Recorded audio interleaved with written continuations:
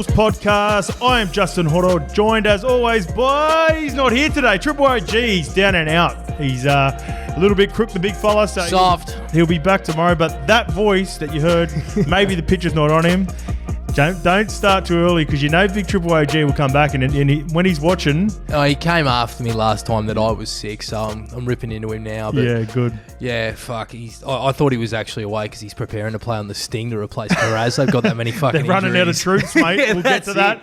He looks ready to go. But yeah. Anyway. Yeah, I'll tell you who is ready to go. It is 40 subscribers, DJ Tiger Town. At the moment, we are at 4.96. We want to get to 5K, so like and subscribe, leave us comments. I'll get to as many as we can, as per. Also, I want to give a massive shout out to our partners, the Tab. Been with us from day dot. BSC jumped on. We're loving doing it. We'll get to some of the supplements we got in front of us as well. And obviously, our BSC Dog of the Week. It's just going to be a solo one rolling with me, but I've got a couple in mind this week just for Mace. I'm going to throw it in together, have a bit of a team Dog of the Week. So there's a little hint for what's coming up. But DJ Tiger Town, what's happening? Not too much, mate. Obviously, got the call earlier this week that I'm going to have to fill this massive man's void. So just trying to fill the seat as best as I can. But other than that, mate, just cruising. A reasonably quiet weekend. Had a concert on Friday and then rolled into sort of Saturday and Sunday and just sort of kick back, watch all 3 games Super Saturday. Haven't done that, sort of watching it live. I watch all the games replay, but it was nice to obviously just sit back and a couple of beers and watch it all. You look like you had a good day on Friday, Arvo. Yeah, I had a couple big days. So it was my brother's Bucks party, and also a shout out to the ALFREDS apartment boys, the ALFREDS Country Club. Along with our sponsors at the Tab, we've got the golf show coming up very soon. We're going to be filming next week. I'm not even going to give away details of who we're doing, but the new format's going to be pretty fun. It's going to be 2-on-2 best ball Ambros, and the ALFREDS boys have jumped on. They're going to give us some kit. We're going to be all decked out. And then, so they're good boys. They put on a great day. The Inspired Unemployed were there. The Hello Sports boys were there. It was a great day. I was pretty dusty in the morning. Had to get up and do the radio gig at SEN on Saturday morning as well. Oh, yeah. Yeah, you're turning into a shock jock. But I was pissing myself about you fucking not having a shirt and everybody else is sitting behind you with fucking kitted out in Alfred's apartment. What was going on there when you had the shirt off? Oh, no. That was from breaking the yips. That was another golf day that I did the week before. Oh. I've said this to Lukey before. I'm like a live golfer at the moment. Yeah. Getting paid double, less work, and just heaps of golf. So life's good for the skip. And, getting to do this show with the boys. Little thing you mentioned there before, you're stepping in for the big dog. It's just like when you come off the bench, don't overcomplicate it. Yeah, just keep chipping away, play your role. When I filled in for Tony Williams when I come over from Parramatta to Manly, I didn't try to be Tony Williams. You just try to be your own version of yourself. So no pressure today, brother. Yeah, but mate. Let's get into the show. Let's roll in. So your biggest takeaway from round 7, mate, what have you got for us? All right, my biggest takeaway from round 7, and it was watching the game on the weekend, and it was the Wars game, the Warriors game versus the Cowboys. And, obviously a couple of weeks ago we copped a bit of criticism for our lack of support for the Wires. And then a bit of flack in the comments. And then I come back and did a sort of like, would you call it satiric apology if it's sort of taking the mickey? Well, ironic apology, is that the To an extent, I thought you were actually quite accountable. You turned around and said, all right, we'll give you your flowers, and they fucking lost the week after. Well, there is. So there was, but I was also taking the mickey because I think people sometimes, in the review that we'd done on the Wars that week, we'd also spoke about the hip drop that happened in that game. So yes.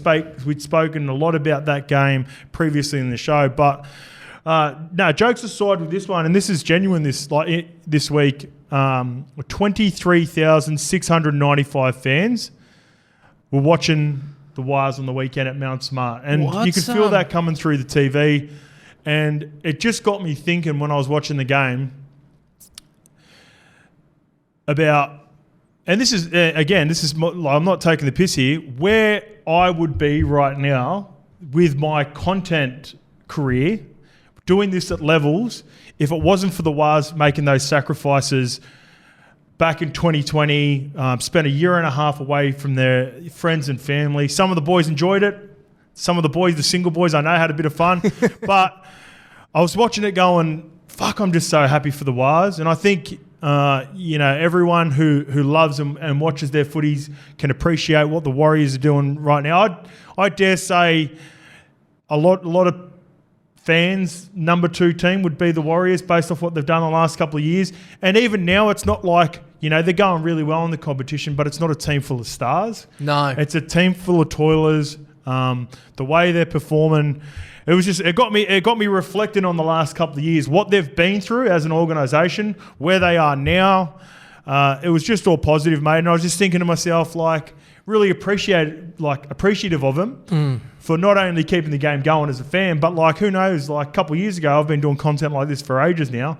If we had no footy, I had no potential guests through what they were doing, maybe a competition might have gone ahead, but maybe not. So it's a butterfly effect, mate. And it is. It is. That's all these things just sort of they just snowball and everything like that. And obviously, you've created a lot of content in that time. And again, everybody is immensely thankful for what the Warriors have done. They enabled us at the time for it to be a 16-team competition. They made massive sacrifices and, cost them a lot of dollars. And, it's great to see the fans back, Mount Smart packed, got that massive atmosphere again. And most importantly, mate, they're fucking playing with good footy. Yep. And the fans are turning up because they're putting in a performance that they can be proud of for sure. But it was hard because they come back and during those couple of years, they really missed out on development of some of these young kids that are coming through. So they're playing really well right now, but the Edward Cossies of the world, the Viliami Vaileas, some of these young guys that have come through now in the system, and they're playing solid now. I know Viliami, didn't play on the weekend, but great player though. But good young kid, and there's going to be.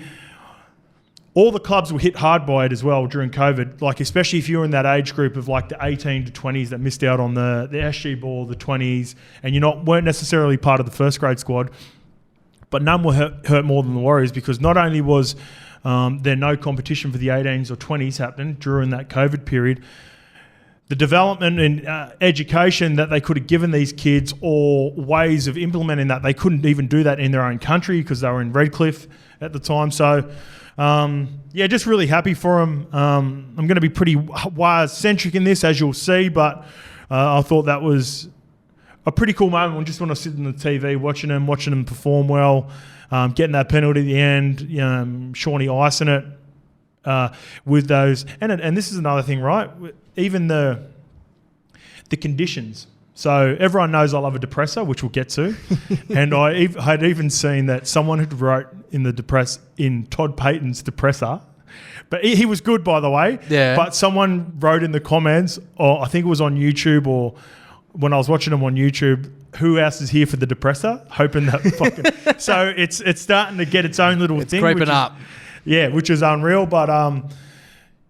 even watching that, Chad Townsend in the depressor, not making excuses, was just the conditions were tough. And that was always one of the hardest parts about going and playing the Warriors as well. So no junior system, no home ground advantage, no conditions advantage. Playing Melbourne and Canberra and Warriors at their home grounds is a pain in the ass for teams, especially if you're a team from the Sunshine State up in Brizzy. So there's so many factors, mate, that they're playing into potential wins and losses. And, it was a big part of, in a way, it was the deciding factor in that game. Scotty Drinkwater put it out on the full off a 20-metre restart after Shawnee missed the initial penalty. He did. And then he kicks it from in front. So little things like that matter in the scheme of things. That could be the difference between a 8-point win or a Cowboys miracle somehow. You know what I mean? So there are little things, so many little, as we say, the butterfly effects that go into games, not only situations. And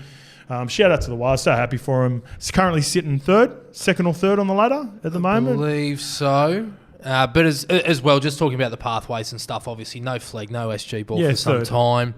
they've got that back now, and obviously a lot of those kids, like your Corsies and your Vileas, they're able to develop in the system. But at the same time, now that they've got that back and they've got those clear pathways for those kids to develop, I really do hope that we see a force and these players sort of come off the production line like we see at Penrith and Brisbane and so forth. Yeah, for sure, because they've definitely got the nursery there available if it's done right. DJ Tiger Town, can you get me up that high protein, please? Put it right in front of your face. Hopefully it's in front of the camera.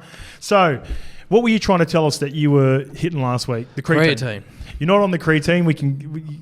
I haven't been getting it. Can you confirm you're not on the creatine? Not at the moment. I've been getting after it for a little while. I've just fucking let myself go. You do, though. You do. Fucking oath. Let me give you a bit of a rundown on what you should be doing. All right, mate. With the high protein. That's the vanilla range, too. That's the premium protein blend. So, and that's my favourite flavour. And yes, it is. That's proven. And that's a fact.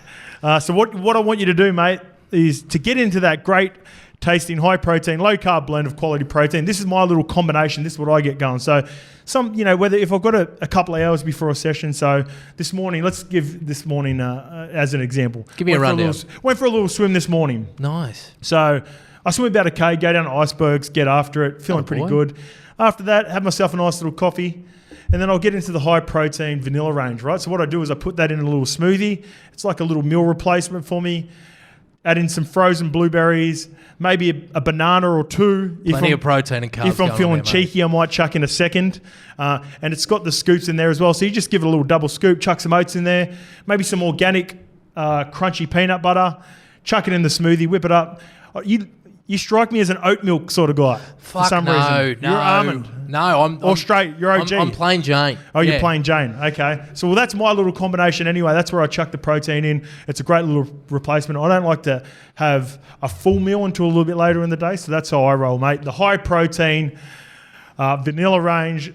That's how you get after it. It's the perfect combination of both fast and slow release proteins to provide energy for optimum performance.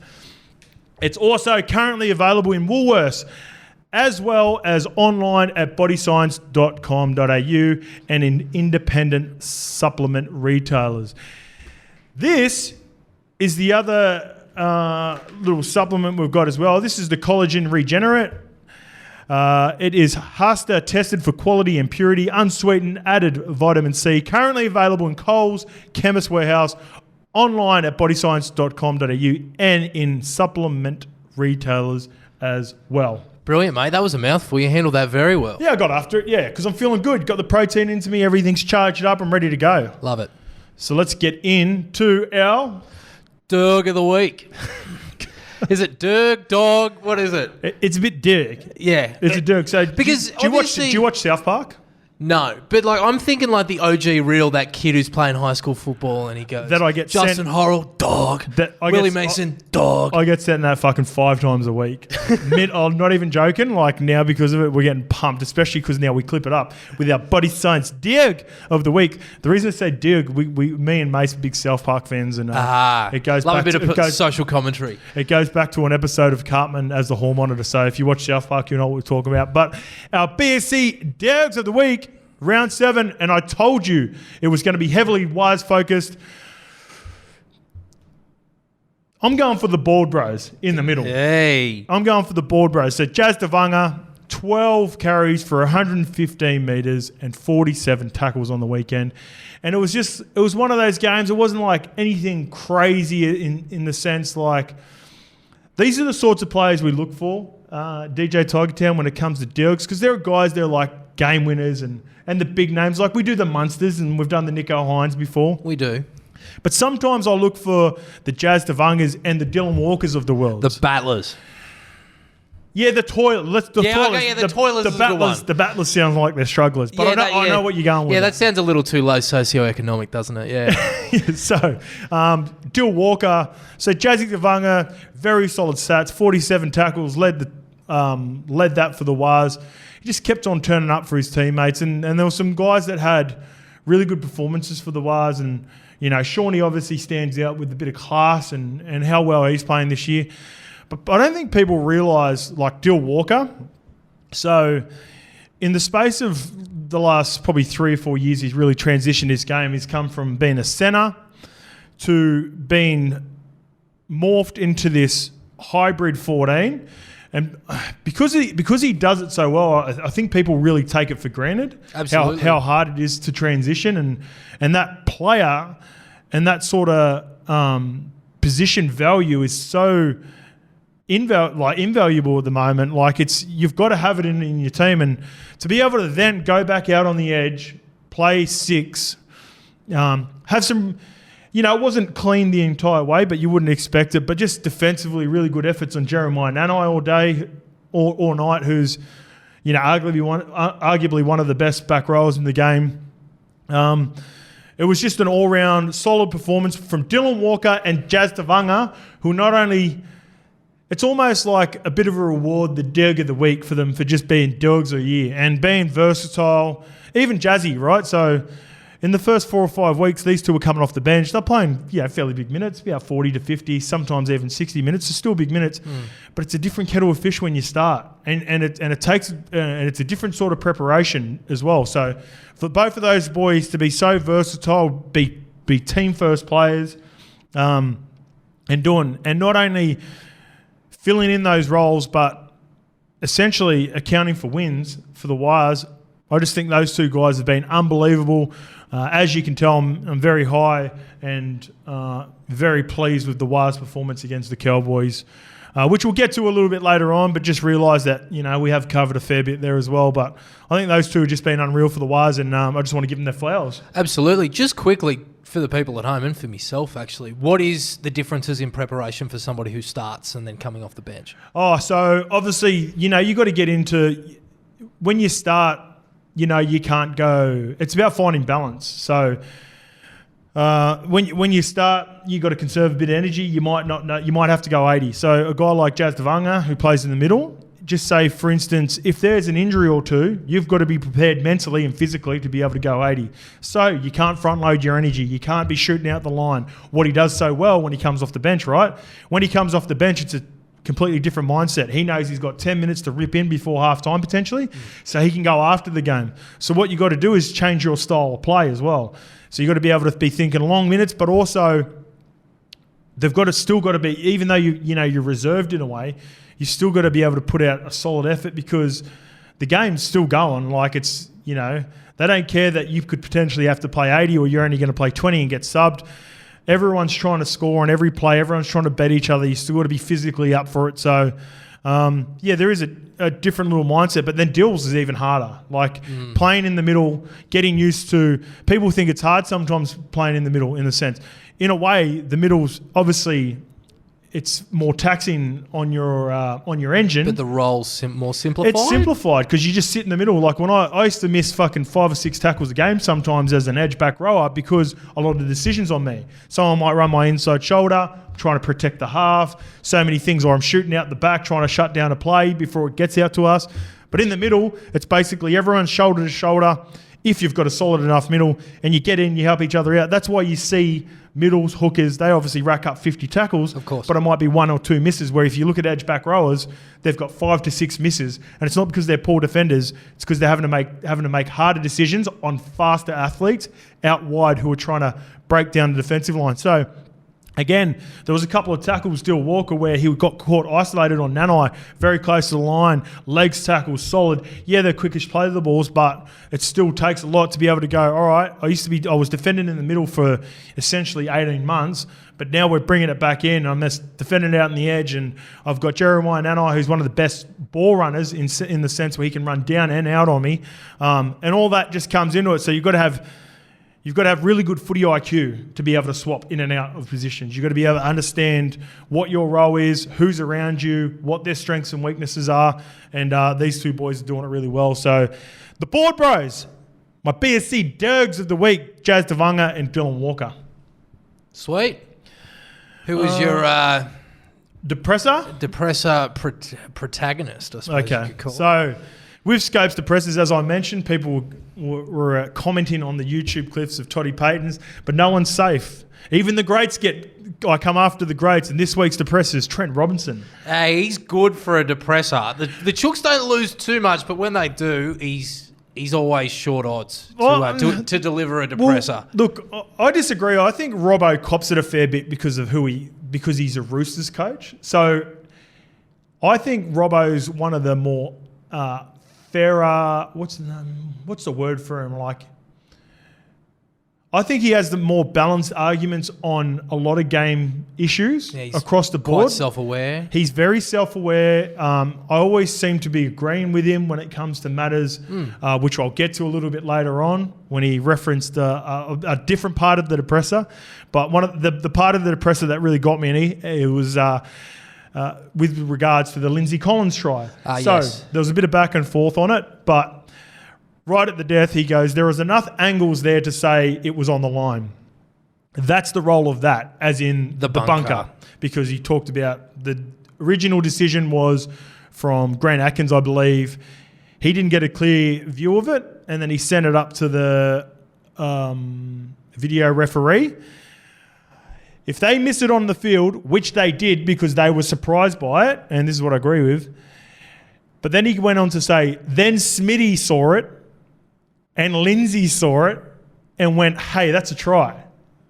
And then after that, a little bit later, he goes, and there was no negative reaction from the opposition, and they just make a soft call. So what he's alluding to is he was watching the body language of the Sharks, and then somehow thought that must come into reading into it, right? This is what reading between the lines. Scope psychoanalysis. Now this is where I break it down. So with that sort of comment, he's almost saying, hey, video referee, have a look at the Sharkies. They've all but given up that it's a try. They're not complaining, so it should be a try. In his defence, I believe he's right. I believe it is a try. But that little breakdown of like why it was a try, because Smitty and Lindsay both said, oh, hey, it is a try. You could see, it's like he was watching the camera and watching all the body language, all the players, and then determined the result, like when everybody. In fact, he should have just said, I was watching the same replays as everyone else, which he alluded to. But you know what? It comes back to the decision what the bunkers are trying to do. Bunkers, I believe, especially with try-scoring opportunities, actually more so with captain's challenges, I think this year they're really trying to quicken up the process. So what they do, I believe now, if it's not like clear-cut where there's an opportunity to overturn it, I think they're trying to make decisions really quick, because then what happens is when they make that decision, this is for captain's challenges, not with this try. But what they do is when they make it real quick, you don't have 5 or 6 replays for people to go, oh, that was a decision or that wasn't a decision. Does that make sense to you? Yeah, it does. The quicker you get it done, you don't give the fan an opportunity, because not a lot of fans are going to rewind it and go, oh, actually, was that? Like, he only looked at that once. So if you get it done quickly. But yeah, I thought that was funny from Robbo. The fact that Lindsay and Smithy, who were, obviously no bias aside, thought it was a try, and then the Sharks one on their body language was a giggle for me. And this is where I agree with him on the end, and this is a big problem in the game. So he was referring to the Nat Butcher incident. Right. The awful, again, this is an awful interpretation of the hip drop where Britton Nikota is going through, and he's just trying to make a tackle, ends up around his legs and gets sent for 10. And he had a little comment with a bit in it again. And these are the ones I love. He talked about Nikota for about 30, 40 seconds, but he also said there was no injury. He played 70 minutes and come off that left foot and scored the winning try. So plenty in that as well, which I love.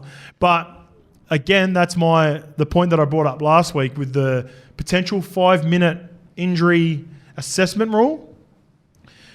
Britton Nikora clutches at his ankle, and again, I'm not calling him a fake, and I'll get to a little bit later when I talk about the Manly. But that's where it's required, right? Well, this is what players are doing now. So if you're in and around the legs, or we'll get to the Manly and Storm game in particular, where you get a late push, a late nudge, players are staying down, and if a rule, this is where it's got to come in.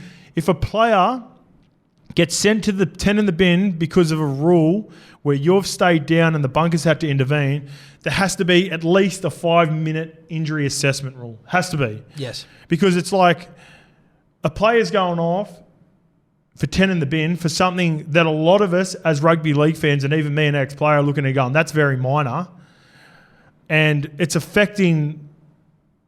affects results. Like teams are getting so good now at scoring why oppositions have a player in the bin, and it's become out of line for me. So Robbo, same page with that. We're on the same page with that, but the early part of the depressor, you can't give a try because Smitty and Lindsay said it's a try. I just love how you're analysing Robbo, analyse his fucking players. Yeah. Just how it's just all through the different... And analysing the Sharks players as well. Yes, that's There's true. so many layers to it. Mate, he'd probably analyse a few depressors himself. Maybe you're not alone.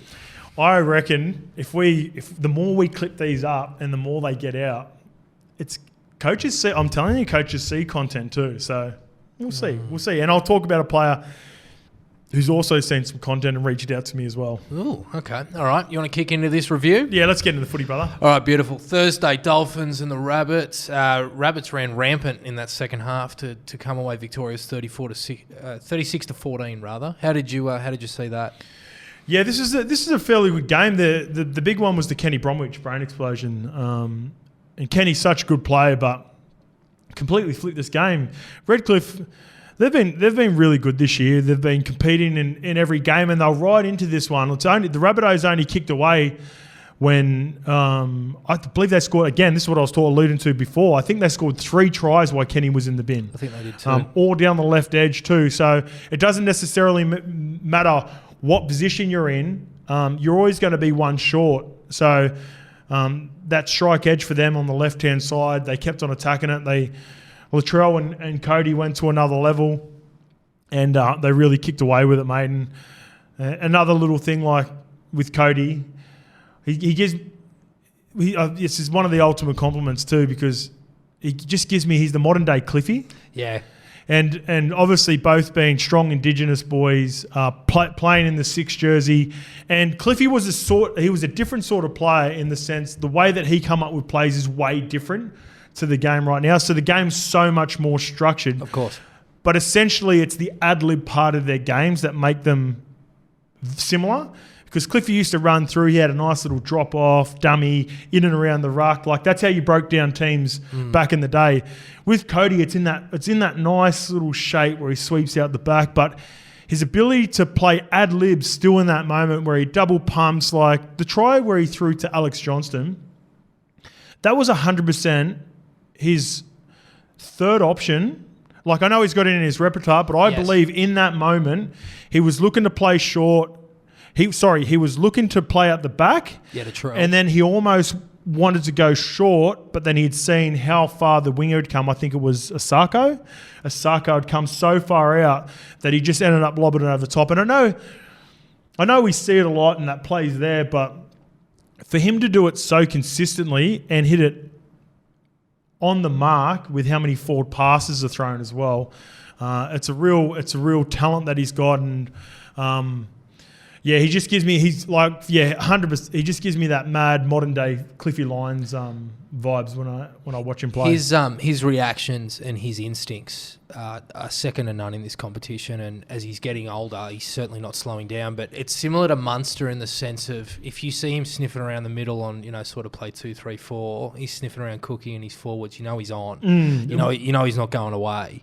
And I feel like we saw that a few times through the game, and it was like, okay, all right, fuck, Cody's come to play. Yeah, well, this one of his biggest strengths, and it's good you bring that up, mate. Like, as good as he is as a ball player, I think he's one of the best support players from his 9 when the 9 makes a decision. Yeah. So when Cookie decides to run, gets one marker, he can have all the shape in the world, which we'll get to a little bit later on with another team we're going to talk about. That was really good at last year. But when Cookie makes the decision, he gets one marker, gets out around A. It doesn't matter if it's Latrell, Alex Johnston and Isaiah Tass on the left ready to go with mad shape. He just punches a hole. And again, that's another characteristic of playing ad-lib, unstructured footy, which is, for me, the hardest footy to defend. Everyone's got the nice grouse shape, and that looks good every now and again, especially when it comes off. But in this day and age, teams know how to defend it more times than not. And yeah, you might get, like I said, you might get some good shape, but the way you break down teams is you identify weaknesses or the lazy defender, someone who's struggling to get back on side, someone who hasn't controlled the ruck, and then you're able to play footy off it, and it might look like a nice, easy pass eventually out on the wing or the centre where it might just be quick hands by the time it gets out to him, but the play was well and truly won in the middle of the field. So Absolutely. They do that so well. Dolphins, obviously, they had a few players in the casualty ward, but they were in this up to their eyeballs. I know that there was a pretty dodgy call with the Campbell Graham push in the back. What did you think of that? I don't mind it. I don't mind it. Really? Yeah, I don't mind it because it's a little bit like the incidental that was in the Penrith game a little bit later on with a couple of days later when Tyson Gamble was going through. So when the two players, and in that sense, they're on opposite ends, right? Tyson Gamble was running through. That was when Spencer Leniu nearly got sent for 10 in the bin. Yes. But Scotty Sorensen that were running, and it was contact initiated by Gamble, who sort of runs into Sorensen, but Gamble loses his feet and therefore loses the opportunity to keep chasing the kick. And Scotty Sorensen doesn't lose his feet, doesn't get done by the push. Now, there's more of a slightest nudge by Campbell Graham, but when Campbell Graham nudges Aiken, it's a play where you've just got to keep following through. And I just think, being in those situations before, you sort of know where the play's coming from. You've just got to keep your feet and keep moving towards the ball. And I believe it's like with the escort rules now these days as well, you sort of know that it's there available. It's another form of players sort of taking, dropping to the ground and playing for the penalty rather than playing for the footy, in my opinion. So I was okay with it, but I can see why people were frustrated, in particular the Dolphins fan. It's one of those 50-50s that didn't go their way. Definitely. Just the last one. I don't think Wayne would be too worried about this result given how many players they had out, and obviously Felice still suspended. Did you watch his depressor? Did he have anything to say? No, it wasn't it was typical Wayne. Wayne doesn't really give you... So depressors, my favourite depressors are coaches who say shit with a bit in it. And because Wayne's Wayne's not that guy. He's so matter of fact, he'll tell you exactly how he feels and shut shit down so quickly that you'll very rarely see him in a depressor. Bellamy's the same. He doesn't make you read between the lines when he talks. He just says exactly how he feels. And then because of that, media don't know then how to follow up with the questions, because if you give them an inch, like the Todd Payton one last week, right, then there's a follow-up question, or they can keep digging because they feel like they got something. But because these two really shut it down, he was obviously disappointed. The Dolphins have been unbelievable, mate. They've been unreal. How well did they start in this game? They were good. What's his name? Tommy Gilbert. He's close to buy of the year. Yeah, he's up there. If it isn't I know there's buys of the years all across the Redcliffe team because they're a new franchise. Well, yes, but even if Tommy Gilbert was playing for a Dolphins team that was 3 years in, he'd be right up there because he's clearly missing at the Cowboys and he's doing a great job for the Dolphins with Felice Kaufusi missing. And this is the thing that sucked about the Felice Kaufusi suspension, is that in a lot of these games, I'd like to think that he might not necessarily have won them a game, but would have kept them a lot closer. And now, obviously, Kenny's going to be missing, which is pivotal for guys like Isaiah Katoa and Nikorima, because they're smaller halves. And Katoa's young, but he'll grow into his body. Those boys are bodyguards for those You need those back rows that are solid defenders. So you finally get Felice back. I believe he's back this week. He is. I've been saying that for 2 weeks, it feels like. You have. And then you lose Kenny, who's a really good defender now as well. So it's frustrating for the Dolphins, but they've got to be super proud of themselves. Jeremy Marshall-King, again, I don't think we can even call him most improved anymore. This is just who he is. That's right. He's a solid 9, and like I said last week, if he's not in the top 5, he's definitely knocking on the door for the top shelf 9s in the game. And that was it for the Dolphins. It was a lot. The score was a lot closer. It flattered South a bit, didn't it? The scoreline should have been a lot closer. The 10 in the bin really hurt them. And they've got a lot of fight about them, the Dolphins, and they'll be sweet. And just imagine, I know every team goes through injuries, but for a team like the Dolphins who haven't been able to have that junior development system as well and really rip into the next tier of system, they've been a team that's probably would have been a lot closer in a lot of these games if it wasn't for some of the players that they've had out. So, unbelievable. Very good. All right, Friday, 6 p.m. at Shark Park. Cronulla down the Roosters 22-12. Now, we've obviously spoken about the DEPRESSOR, but how did you see that 80 minutes? Yeah, just a classic Nicho Hynes. He put the Sharks on his back. He just got a new contract. He also DM'd me, by the way. He's the player who DM'd me. So, what did he say? I do a gig for SEN every Thursday where I do it with Jimmy Smith, and then we do some radios on Saturdays and Sundays as well. And they cut it up on SEN League, and I reposted it on my story. And I said I need to see more from the Sharks. And then straight after the game, he went straight into my DMs and hit me with the shush emoji. He took receipts. So shout out to Nicho for the DM. I love it. But this is what I wanted to see, brother. This is a great performance. And this is what I needed to see from the Sharks. Off the back of last year, it's probably been them and the Cowboys that have been probably the most disappointing with the results that they've been getting. And teams I think they snuck under the radar for a long time on teams last year, but not this year. Teams are, giving them the better performances, and Nicho sort of just took it by the scruff of his neck in the second half. A few decisions went their way, but you still got to be strong enough to capitalise on it. And even the way he just breaks open the game before the Brayley try, not much doing there. Again, that ad-lib footy I was talking to you about. Finding a lazy defender, lazy defender. Cheese is stuck on the left-hand side of the ruck. He's normally in middle, and it's not necessarily about him being lazy, but he struggled to get there and rotate because, one, he has been defending in the middle for the majority of the game, and love the Cheese. He's got quick speed off the mark when he's attacking, but side to side, he's probably not. His lateral speed's not as good as someone who would normally be there.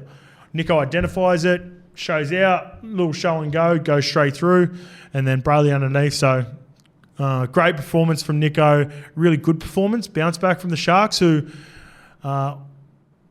would have.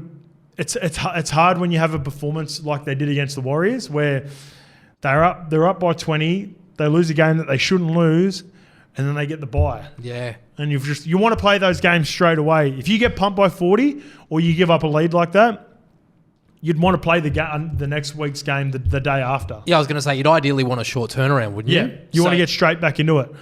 So he said in the presser that he'd been stewing on it. He took accountability for it, which again shows leadership. Just leadership. And as a Cronulla fan, members, coaching staff, you couldn't be happier with Nicho at the moment. You've got, if not one of the best players in the competition, winning the Dally M last year. He's one of the best role models in the game. So there's just so much positives about Nicho and the Sharks, and this is maybe a game that can turn them around. Yeah, definitely. Look, just as you said, sign a new deal. I feel like that play down that very narrow short side was befitting of a player of that price tag. It's as simple as that, and that's why he's on those dollars, and he'll deliver, mate. People say it a lot, like, Nicho's Nicho. He's not changing for anybody. He doesn't give a fuck what people think, and that's what is going to serve him so well, for the next 5 or 6 years as a Shark. But the Chooks, obviously the no try call was a little bit controversial, but it just seems like their discipline's letting them down.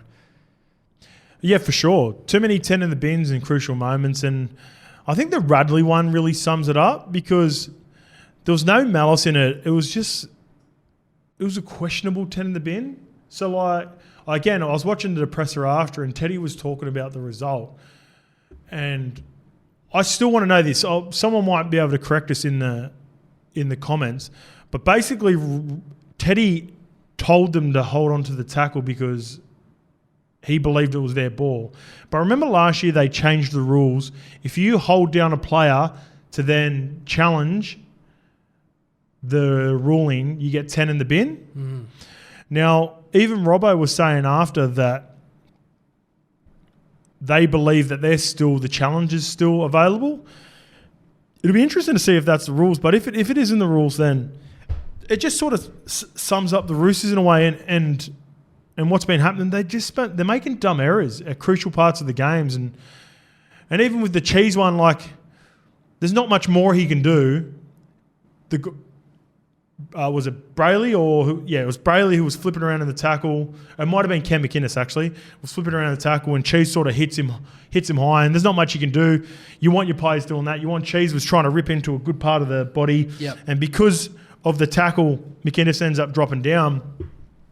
But when it rains, it pours, it's sort of vibe. And at the moment, the Roosters just can't seem to get that right. They play the game with a lot of aggression, in particular with Jared and Radley and even Cheese. Cheese goes out there to hurt people, goes over to run over people. Absolutely. But they're just not getting their timing right, and they're not just getting their moments right. I think there's a little bit of there's too many Chiefs, not enough Indians in the Roosters at the moment. Because when you look at it right, so you've obviously got Sam Walker and Luke Keary in the halves, but also Teddy likes to touch the ball a lot. Joey Manu's best work is when sometimes he gets himself off the right edge.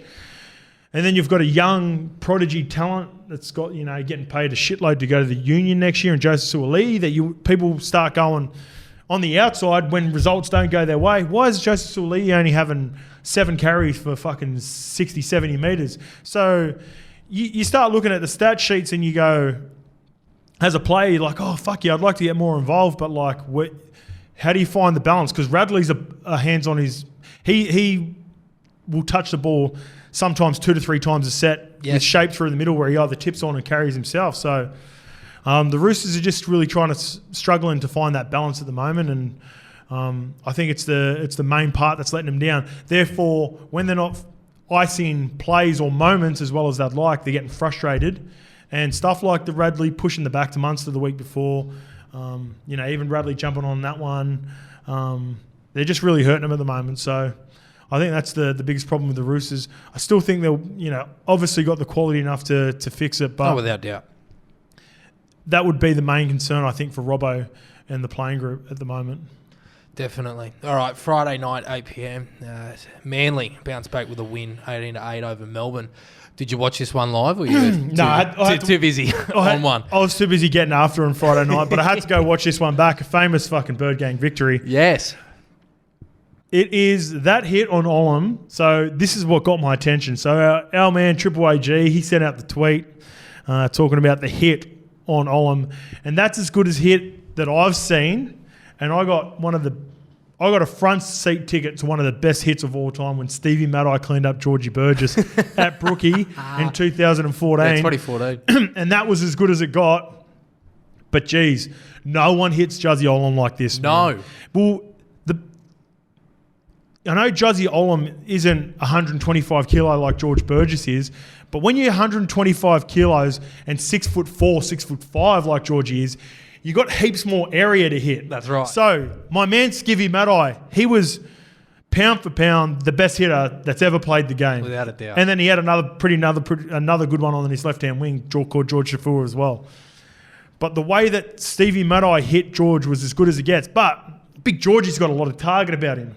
Juzzy Olam is probably nearly close to the same weight, but 5'5", close to the ground. Yeah, built low to the ground. And I'm exaggerating, obviously, but he's built so low to the ground. And for Ola Kawatu in particular, I know Alawai played a part in it as well. To get down and bend your back. For Ola Kawatu to get as low as he did and almost bring up a carbon copy of the way that they hit Widamu Greg earlier in the year as well, those two guys... If it's not on the scouting report for whoever's playing him this week, do not run in between them two because it's us, it's the Tigers. You're going to get hurt. And Juzzy Olam's as tough as they come. He basically went off for a HIA to get his breath back, I reckon. Because it didn't go anywhere near the head. No. I reckon... It was straight across the midsection. But I honestly believe, and I've had hits like this, where I've been hit so hard that you're either... like winded, potentially might even done some rib cartilage, but in a way it's a form of concussion because you can't think straight. Like what just happened? Yeah, you lose all your bearings, and I think that's what happened to Juzzy. The trainer come and got him off for an assessment. Obviously he comes back on, but that was as good as get. Big Amole Alakawatu. Oh, shot. And Josh Alawai coming over the top and letting them know about it. But the game, a really good Bird Gang, old school Manly performance that the fans can be proud of. These are it's a bit of a throwback to the feeling that was in the game. Yeah, well, I mean, we called it the Battle of Brookie. I said that you stole Battle my of line, Brookie, but like- yeah, it lived up to it, didn't it? Yeah, when I'd got there, it was not talked about. Like the older boys didn't talk about it that much, but it was in fact a big part. You could feel the energy. Don't talk about the war. That's it. It was sort of that sort of vibe, and it's good to see that it still carries on. Both teams don't like each other. I had a little chat to Munster throughout the week. Runs deep. It goes. The rivalry's still strong. There's plenty of feeling in it. It was a bit of a stop-start game, which made it frustrating in a way. But again, this is what I'm not blaming the refs and the rules anymore. And this is what was sort of alluding to before when I was talking about the Nakora injury. The NRL players, the players themselves, they've got to take a stand and say we're not going to lay down for these sorts of injuries anymore.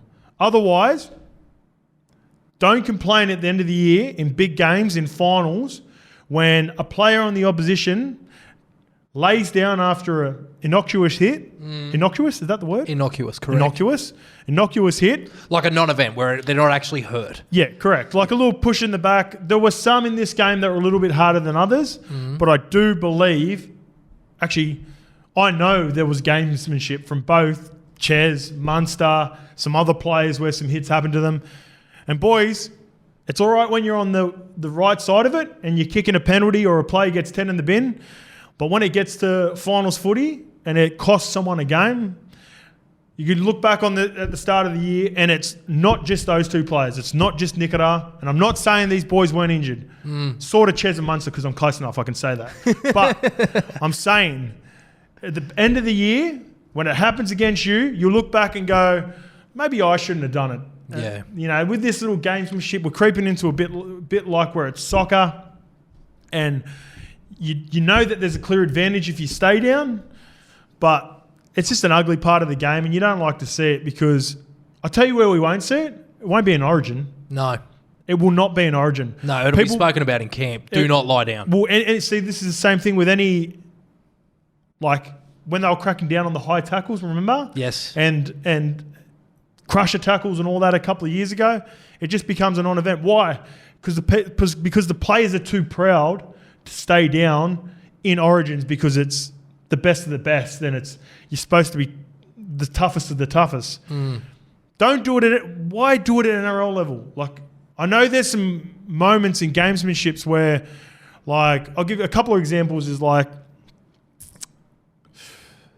the Radley one on Munster. Right. The week before. The late shot. Like, there's some where it's like, you're always going to get a penalty for that anyway, right? So you're going to go back and look at it. All you've got to do is see a replay for it to know that was going to be a penalty, and you're going to get it anyway.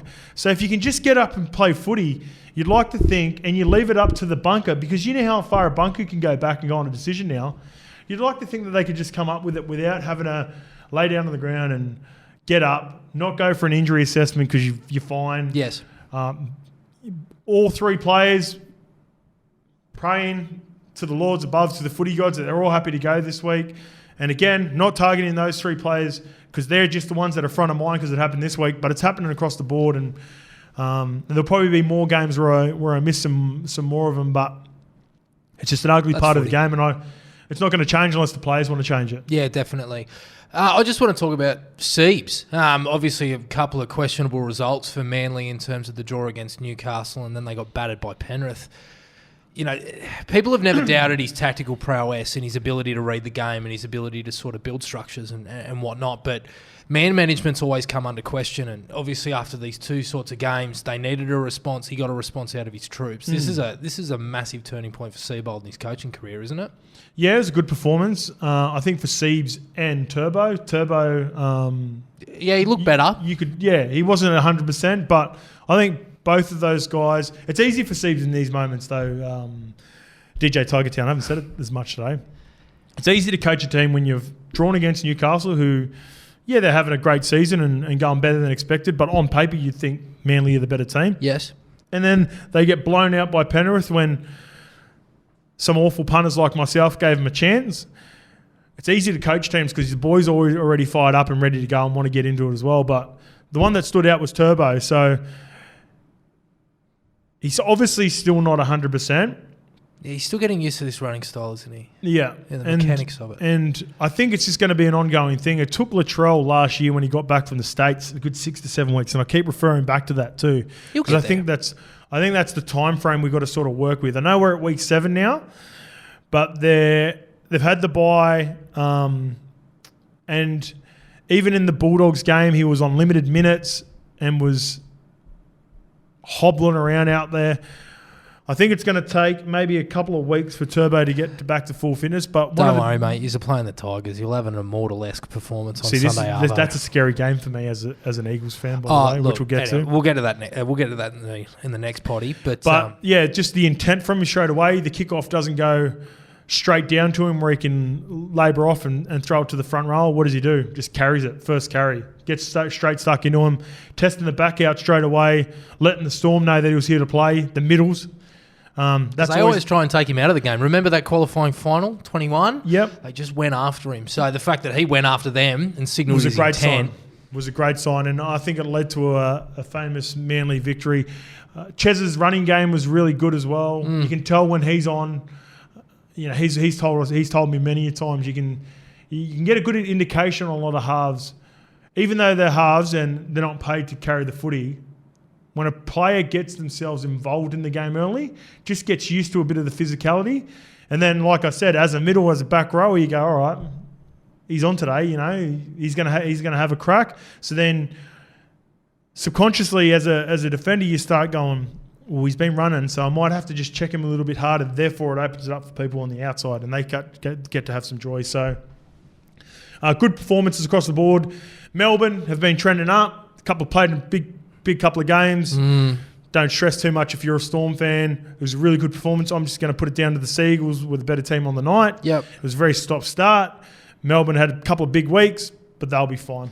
Brilliant. Okay, Saturday, 3 o'clock. So as we spoke about, the Wars got it done 22-14. But I want to focus on the Cowboys here for a little bit. I remember you saying last week that you would go as far as putting a line through the Cowboys if they lost this one. Is that do you feel the same way?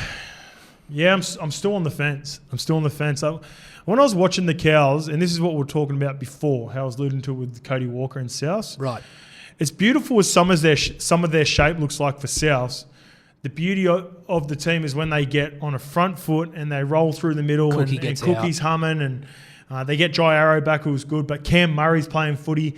But it's not like out the back. It's play short, quick play with the ball, and then they get bang, bang, and they score on the side. Remember last year, Cowboys' biggest strength was everyone was always in the picture all the time. This year, I feel like they're too much big play. They're trying to set up, so they're getting too pretty. Jeremiah Nanai scored a shitload of tries off kicks. He did. But if you remember, I'm just talking to you now, try to remember going back to it. Even though it was Nanai coming down with the ball, you can always remember like 3 to 4 Cowboys in the picture, in and around him. And then again, flip side, defensively, one game that stood out was when they played the Dragons, and I think wasn't Eddie Lee, or maybe it was the Knights, and Eddie Lee took an intercept, or they played the Dragons and someone took an intercept, and there were 8 plays in the picture. Speaks about their efforts. They were an effort team last year. This year, and this happens because what happens? You have a really good preseason.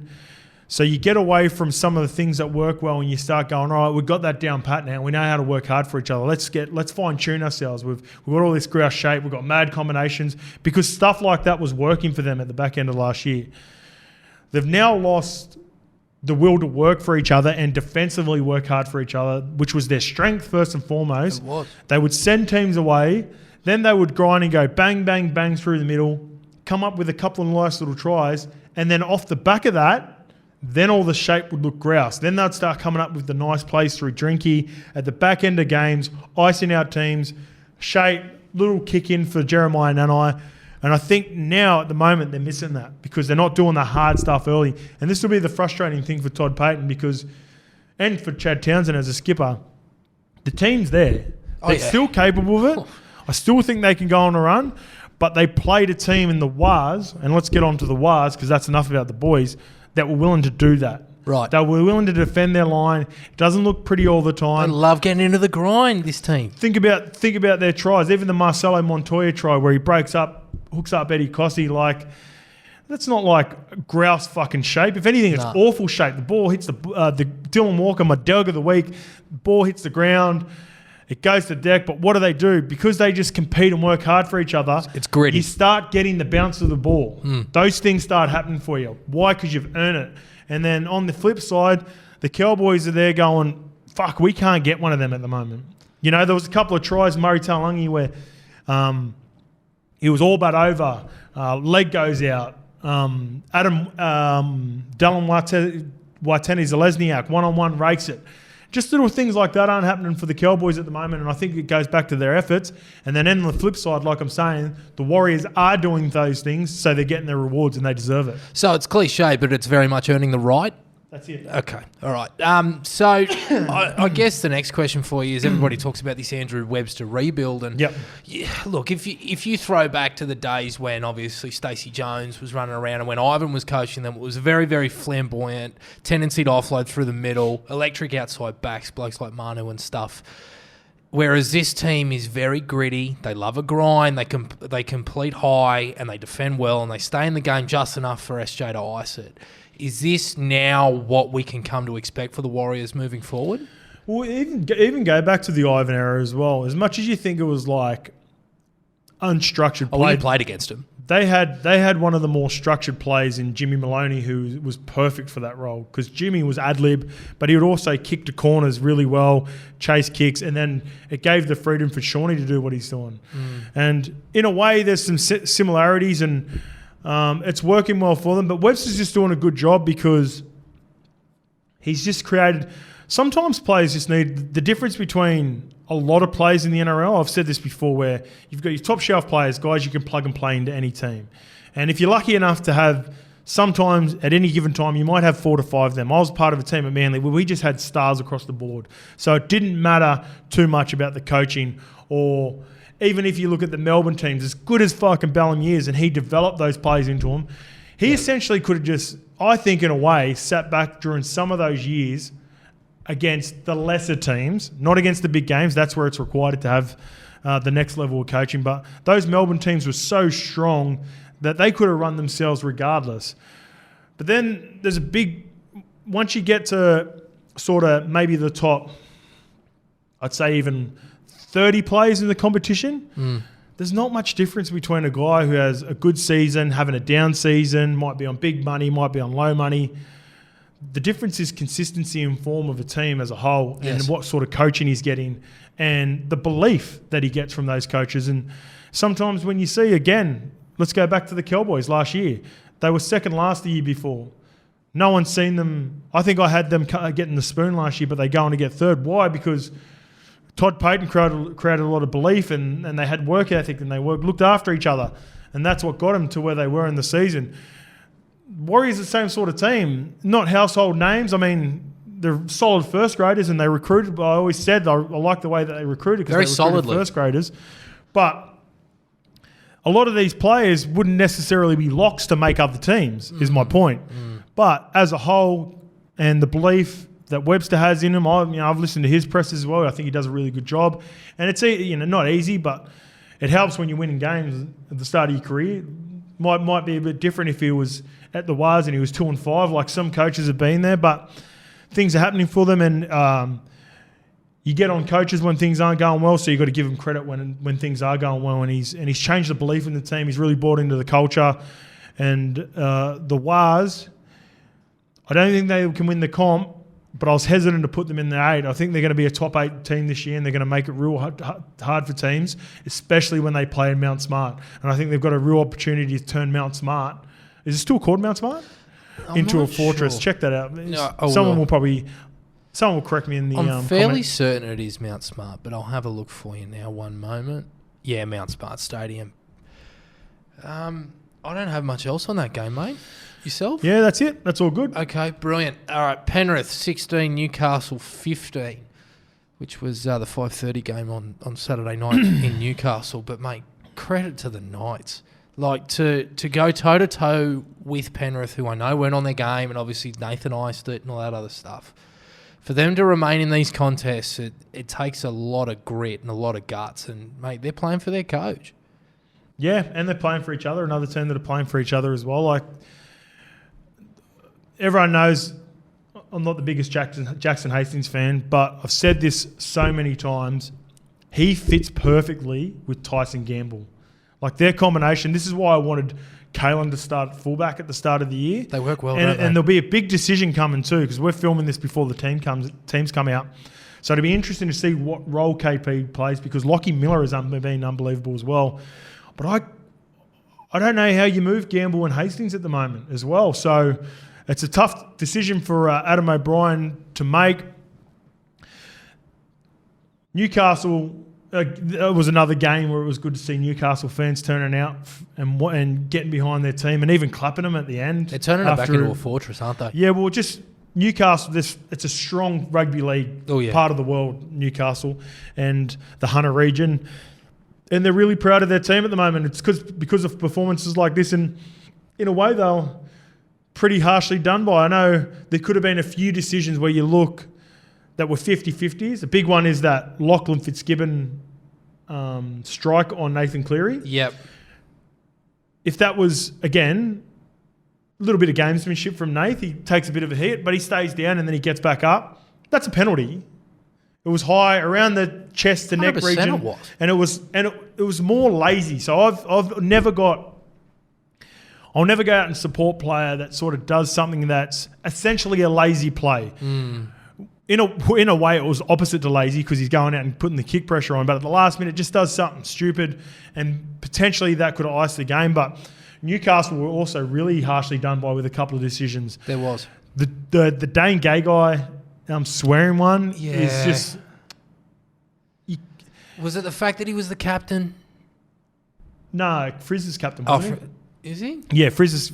I believe Frizz was captain. Anyway, he turned around and obviously gave him a gobful. No, have you ever been on a receiving end of a penalty like that? Not like that. Sorry, Frizz is captain, you're right. That was so minor, but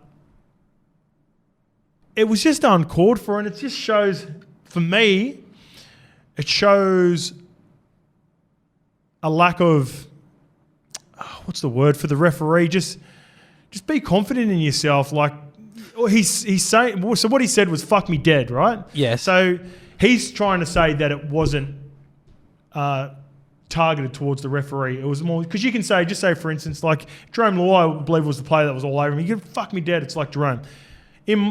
Without knowing exactly what who was he targeting.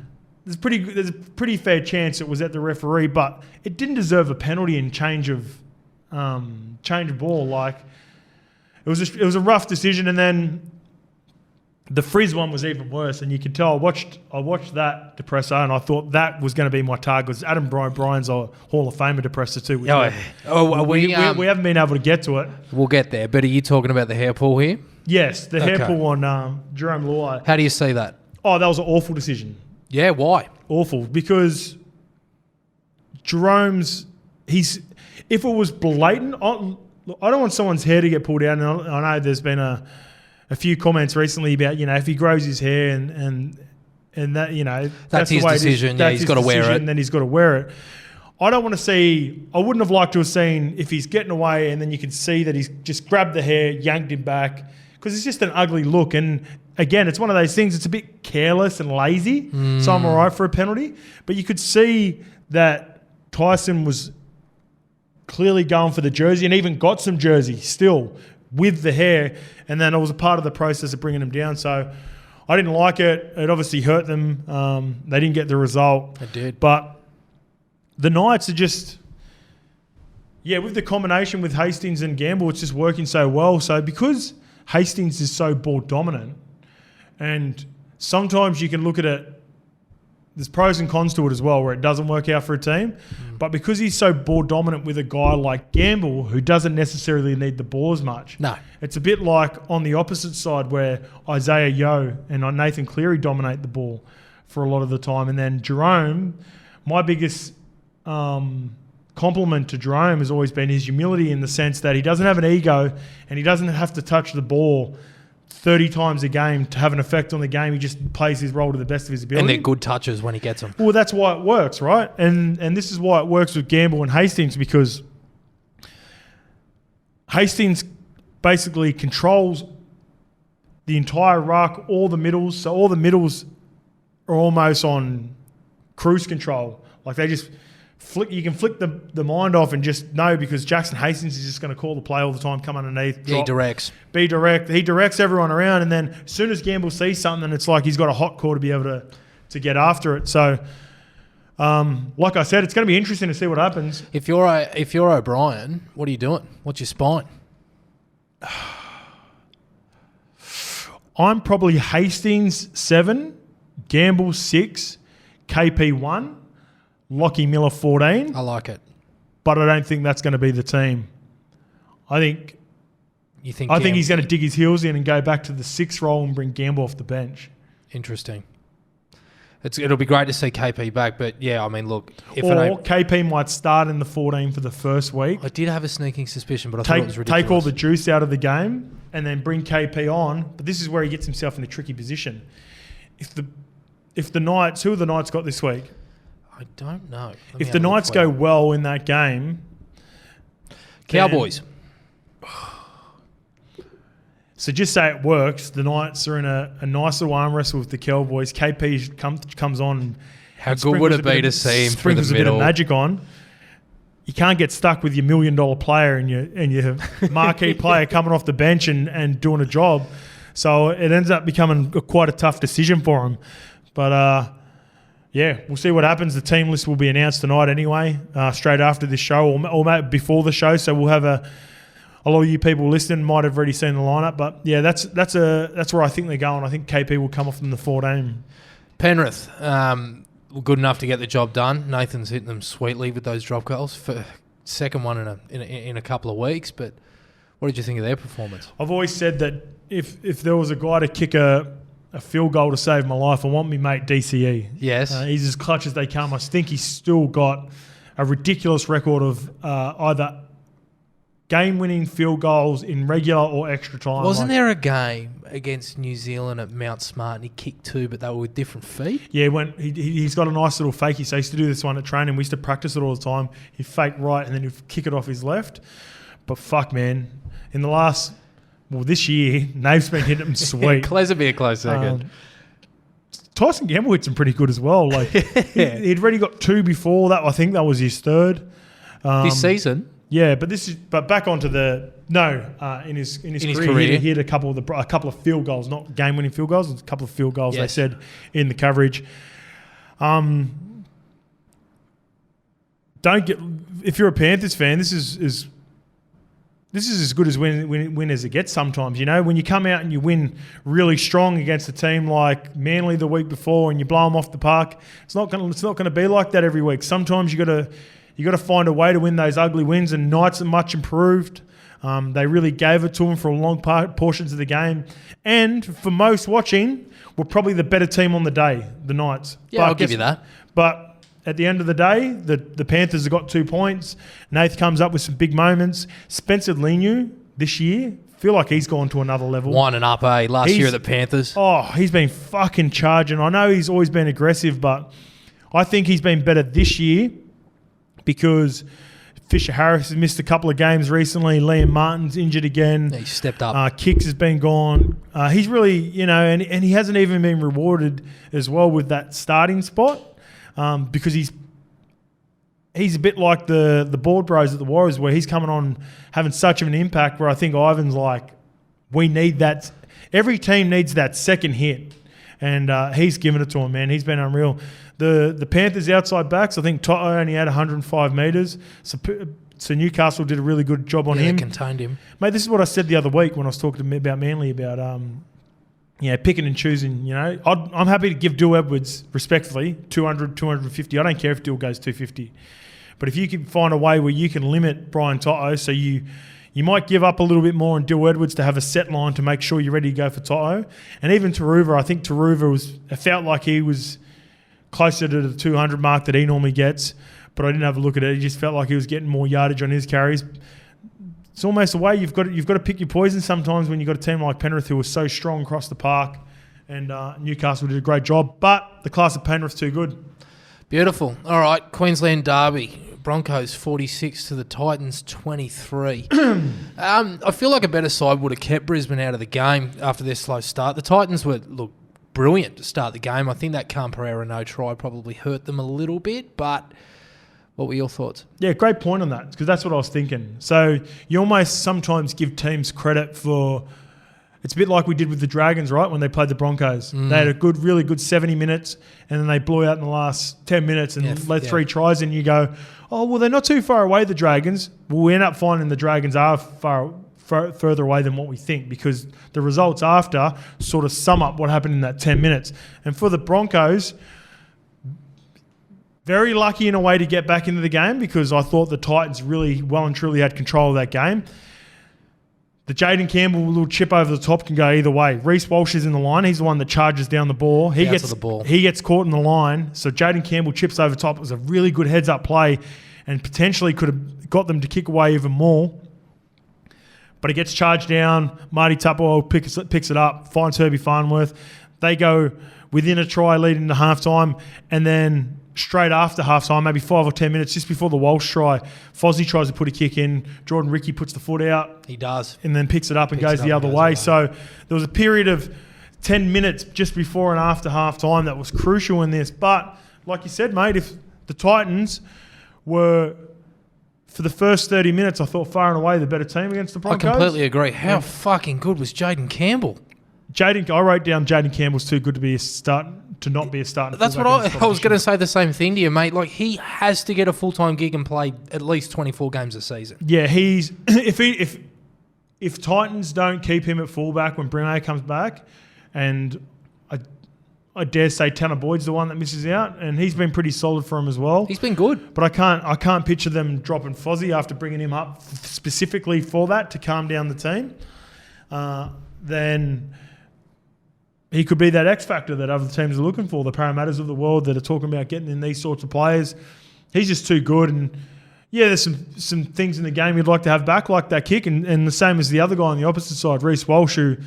I was going to say we'll get to him. We'll get to him a little bit later on. But Jaden Campbell, unbelievable. Phil Sammy's back in Origin form. Oh, isn't he? He dipped last year. That first try, man. He's in such good form, and it wouldn't surprise if he gets rewarded with a jersey at some point this year, especially when you look at the form and the injury history of Murray Talangi this year. Yeah, I was about to say Talangi. He missed a bit of... I'm sure Oates played last year, but he's been out with a broken jaw. He's back this week, depending on whether or not they drop Xavier Coates hasn't been rock solid for the Storm this year as well, so there could be an opportunity for Sammy to play as well play himself back into that. But over to the Titans, and I was watching a presser a couple of weeks ago, and I think it was when... Yeah, it would have been the one that they lost. No, it was the one that they won against the Dragons, and Rem was talking about Walshy. Oh, wait, sorry, the Brisbane? Brisbane, yeah. Brisbane, and it's... Walsh is always on the attack, and he's looking to score every play. There's pros and cons to it. So you go back to last week against the Raiders. So many good things again in that game. The one that's front of mind is the try where he fell over the line but tried to offload it and trying to do too much because he's got so much in his repertoire that he gets caught sometimes overthinking things. But when he just takes on the line,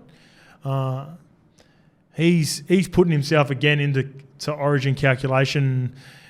He's a couple of performances away from stealing the one jersey, I think, from KP. So I'm not too sure how that'll play out and what KP looks like when he comes back, but Walshy just keeps going to another level every game. Well, were you watching 360 on Monday night when Cooper Cronk was saying that apparently he was talking about after the Canberra loss, all right, where do I need to be? Do I need to be on the front foot when the defence is retreating? And that try that he scored was ridiculous. But Reece Walsh reached out to Cooper Cronk. No. Coops was saying that I think Kevy might have said it in his presser that Reece was basically turning around and saying, well, what more do I need to do? Yeah. And was trying to improve his game even more and wanted to play up on the ad line and take the line on from sort of first receiver, similar to what Teddy does. Yep. But I've got it here marked down. I said, mate, he's a cyborg. He just learns new things, he applies them, and then they work. He's just continually adding more attributes and traits to his game.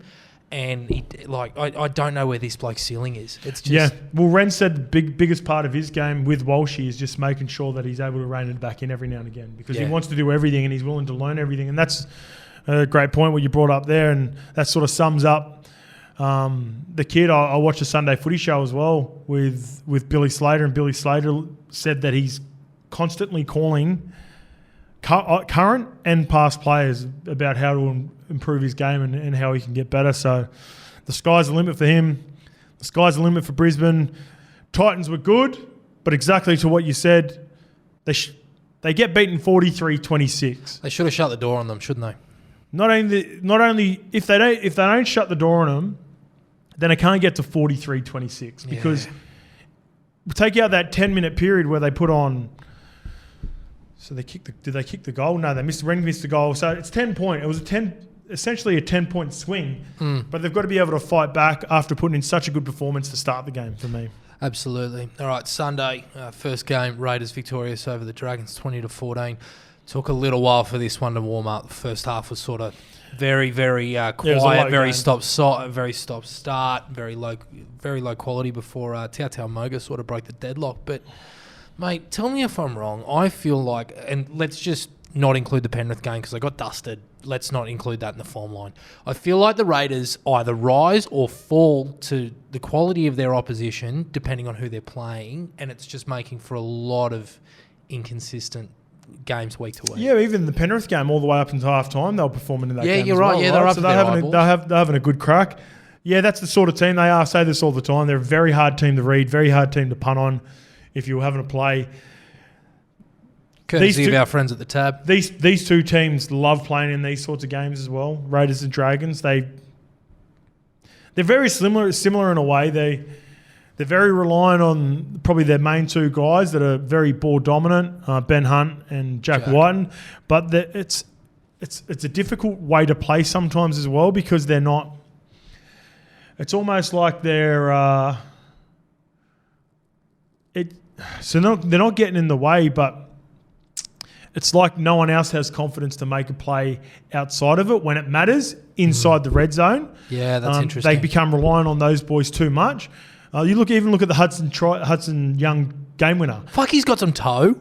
But that's him making a play defensively. Like it wasn't like they come up with some mad grouse shape down there in good ball and that's how they iced the game.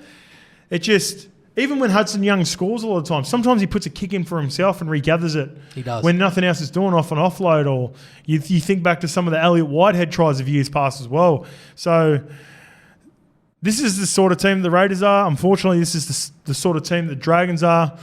Not really much to say about this. I was sort of watching this, half falling asleep. Had a big weekend.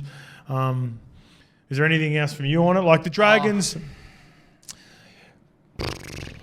Look, as a Tigers fan last year, obviously Madge got sacked. There was a couple of games through the beginning of the year. Obviously, everybody remembers the absolute poo slinger against the Titans, the 8-2, and we had a game against the Wars the week before that we lost at Campbelltown. And you sit back and you think to yourself, like, that's going to be a game that's going to cost his job. I feel like for me, despite the fact that they were in that game for 80 minutes, that this is going to be a game that's going to cost Hook his job. Yeah, well, he's gone anyway, but I know what you mean by that. Like, it's going to quicken it up. He had to sit back, of the year, but they've got to come up with some sort of decision soon because there's got to be some clarity with the players about who's going to be coaching, who's going to be there next year, who's going to be recruiting.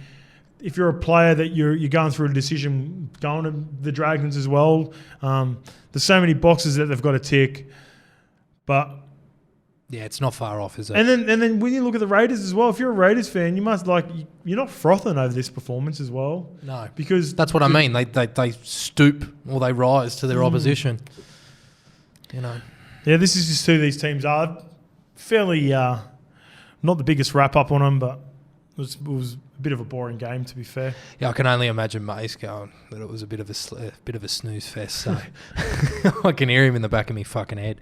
But to finish off, Parramatta and the Bulldogs, 30-4, Parramatta Victoria, sort of sold out Bank West. Atmosphere was fucking incredible, but bit of an arm wrestle for that first 20, and then just the class of the Parramatta roster. I think that, the Bulldogs have a lot of great classy players, but at the moment, given the size of their casualty ward, they're struggling, and obviously Parramatta, they just scored 3 quick tries and they were gone. Yeah, this is what the scoreline should have been. If anything, maybe it could have been a little bit more. As a Para fan, you probably were sitting there going, and even the Para players, like, we should have put a little bit more on them, because the Bulldogs are just busted at the moment. They are. You've only got to look at fucking poor Jakey Avarillo, and I think I could have done a better job than him in the right centres just because of the injury that he had. Poor bastard. And he was carrying. It's a tough one, man. They're going through it.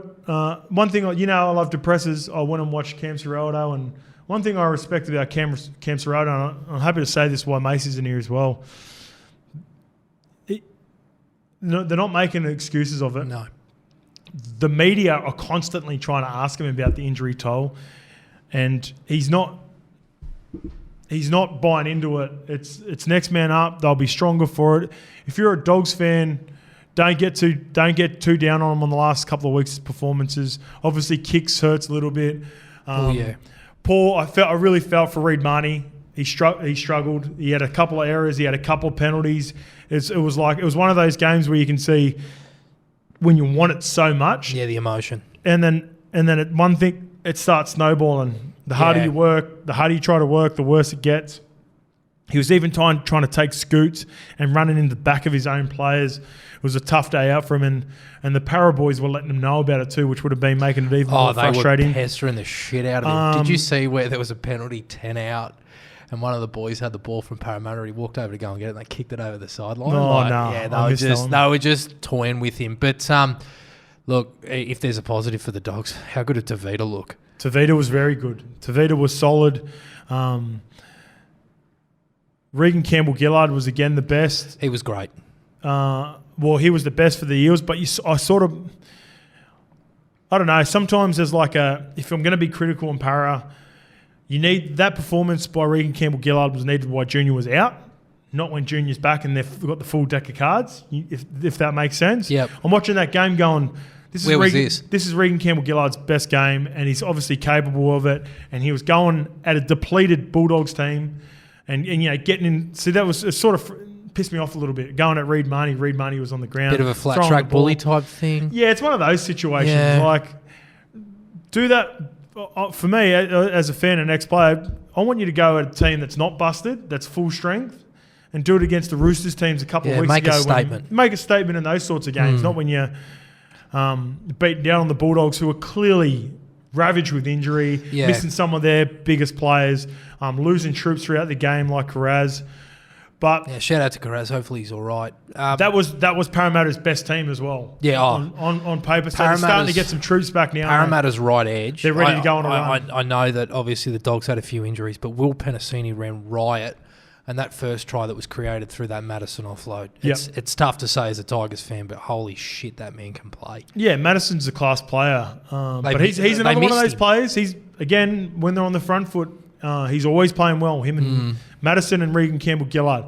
And in a way, you can't knock him for it too, because that's what you expect. That's why they're top shelf players. But I think that's their best combination as well, where Maddo started on the right edge and then moved into the middle when they took Hopgood off, because Hopgood's been really good for him.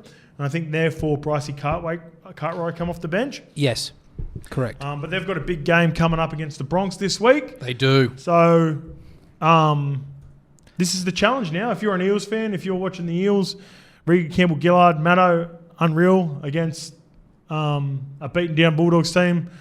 Make sure you go after the Broncos the same way. Make sure you treat Payne Haas with the same respect. Make sure you treat Paddy Carrigan with the same respect. That's what you want to see as an Eels fan. So and as an Eels teammate, I dare say the players will be the same, because you sort of know what you're going to get from the Broncos. Boys have been doing it week in, week out. Yep.